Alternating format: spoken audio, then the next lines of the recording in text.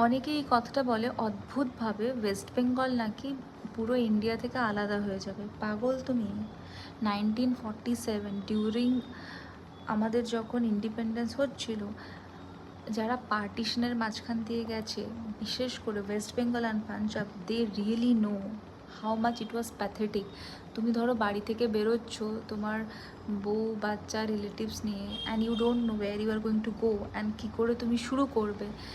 And it is very painful. তুমি ভাবো না, তোমার ব্যাংকে কিছু টাকা আছে বা বাড়িতে কিছু সোনা গয়না আছে, বাড়ির একটা জমি, মানে জমি তোমার নামে লেখা আছে, সামহাও তোমাকে কেউ বললে এখান থেকে বেরিয়ে যাও, গিয়ে তুমি জিরো থেকে শুরু করো। Is not it mad? Is mad, right? তোমাকে সব কিছু, you have to start from ground, and then you don't know কোথায় যাবে কোথায় যাবে না।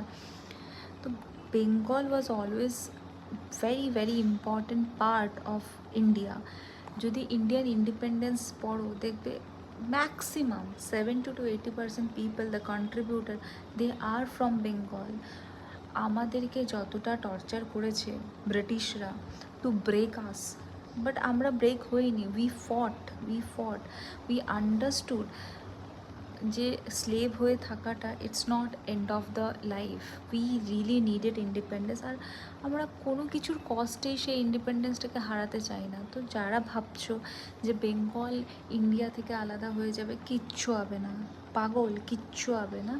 We are going to remain very important part of India.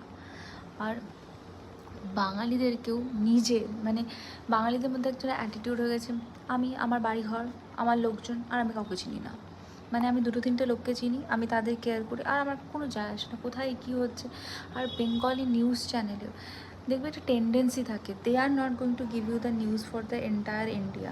মানে শুধু ওয়েস্ট বেঙ্গলের ভেতরে যাওয়া হচ্ছে সেটা তোমাকে দেখিয়ে দেখিয়ে পচিয়ে দেওয়া। মানে একটা ন্যাশনাল নিউজও তারা তোমাকে দেখানোর প্রয়োজন বোধ করে না।